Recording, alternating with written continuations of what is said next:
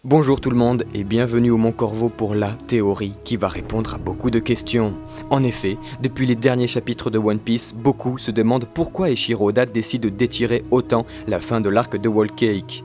Depuis plusieurs semaines, nous nous demandons alors quelle en est la raison et nous pensons enfin l'avoir trouvée. Vous allez voir qu'elle est plus qu'excitante. Premièrement, nous vous demandons vraiment d'écouter et de regarder cette vidéo jusqu'au bout pour comprendre parfaitement notre raisonnement, car la réalisation de cette vidéo est possible grâce à vous. De plus, vous allez vite comprendre que le mangaka maîtrise parfaitement son œuvre. Absolument tout est calculé et pour bien comprendre ce calcul, il est important de suivre le schéma de notre pensée jusqu'au bout, car Eiichiro Oda a encore beaucoup de tours dans son sac et prépare de grosses surprises. Aussi, nous tenons encore et toujours à vous remercier pour votre participation sur notre projet d'écrire à Eiichiro Oda. Le mois de septembre va être juste mémorable. Nous avons tellement de projets en cours que nous sommes fiers de voir que vous êtes toujours de plus en plus nombreux à rejoindre le Mont Corvo. Et comme nous savons que notre projet pour les 50 000 abonnés vous plaît, on bosse alors dur pour apporter du changement pour les 100 000. Et dire que nous nous en approchons nous encourage toujours à essayer d'apporter le meilleur contenu sur notre chaîne YouTube. Merci donc à tous de rejoindre le Mont Corvo chaque jour. On vous promet que ce n'est que le début d'une longue aventure. Dans cette vidéo, nous allons donc comprendre pourquoi Eiichiro Oda tente de rallonger Whole Cake Island pour finalement nous apporter un changement majeur dans son manga vers le chapitre 900. Tout ça bien sûr par amour des mathématiques. Vous êtes prêts ?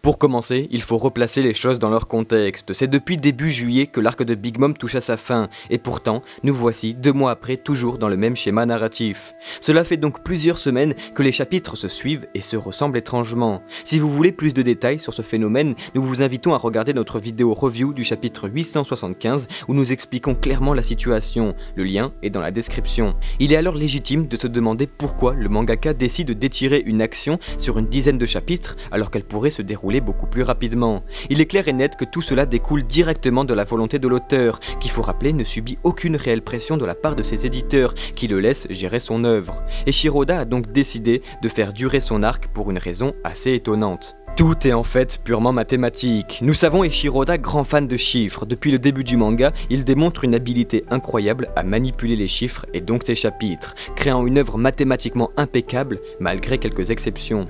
L'exemple le plus connu étant celui de la combinaison de numéros de chapitres des Gears de Luffy avec les chiffres 3, 7 et 8. Le chapitre 387 étant le Gear Second, le chapitre 783 pour l'annonce du Gear Force et le chapitre 837 pour le Gear Force contre Cracker.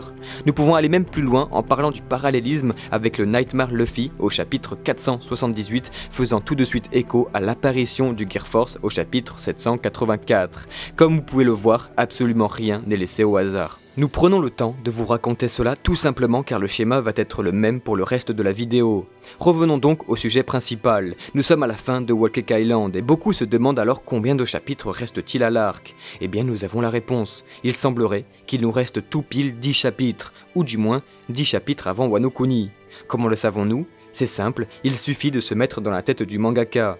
Depuis le chapitre 730, les Mugiwara n'ont jamais été tout à fait ensemble. En effet, l'équipage aux sourcils vrillés a été formé officieusement au chapitre 730 pour réapparaître ensuite seulement au chapitre 795, soit 65 chapitres plus tard. Vous voyez où nous voulons en venir ? La dernière apparition du groupe de Zoro se fait à Zou au chapitre 822. Comme nous savons Eiichiro Oda maniaque, il est fort probable en fait qu'il soit en train de calculer minutieusement le temps d'apparition de chaque groupe pour un temps de parole égal entre Zoro et Sanji. Et oui, ajoutons donc au chapitre 822 65 nouveaux pour atteindre le chapitre 887, pour une apparition alors courte de Zoro comme celle de Sanji sur Zou au chapitre 795. Voilà pourquoi nous disions qu'il resterait approximativement 10 chapitres avant Wano, car c'est au chapitre 887 que nous pourrions alors très bien retrouver l'équipage de Zoro, exactement comme au chapitre 795 avec Sanji, sur une nouvelle île, avec une situation qui dépasse complètement les lecteurs,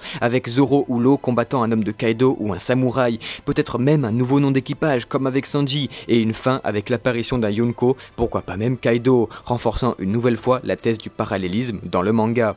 C'est pourquoi Pourquoi Eiichiro Oda décide d'élargir Whole Cake? Tout simplement car il a décidé d'être fidèle jusqu'au bout à ses plans. Mais attendez, ce n'est pas tout, le meilleur reste à venir, car à cette combinaison de chiffres vient s'ajouter une nouvelle encore plus incroyable. En fait, tout était sous notre nez depuis le début. Souvenez-vous, nous en avions déjà parlé, nous trouvions que les choses les plus intéressantes pour la fin de Whole Cake étaient en réalité les pages de couverture mettant en scène la flotte de Luffy, annonçant sûrement l'incident pour la fin de la mini-aventure. Et bien sans le savoir, nous étions très proches d'un résultat prometteur, et c'est grâce à l'aide de notre communauté que nous avons découvert quelque chose d'incroyable. En effet, la flotte de Luffy est composée de 7 commandants, et c'est depuis le chapitre 864 exactement que le mangaka a décidé de nous raconter la vie de la flotte avec 5 chapitres pour chaque commandant. Nous aurons donc droit à 35 couvertures au total. Maintenant, vous allez vite comprendre qu'Oda a en fait décidé de se rapprocher du chapitre 900. Nous sommes donc au chapitre 864 et nous avons le droit à la première histoire courte avec Cavendish composée de 5 chapitres. A l'époque, nous avions déjà fait le calcul, en ajoutant 35 en comptant le chapitre 864, nous tombions à 898. Finalement pas de chapitre 900, mais c'était sans compter les 2 pages en couleur au chapitre 872 et 874, retardant alors de 2 chapitres les mini-aventures, ce qui nous fait tomber pile au chapitre 900. Bien sûr, il est possible qu'Oda dessine encore des pages de couverture, retardant encore les mini-aventures, mais il est aussi probable qu'il décide de rétrécir ces dernières.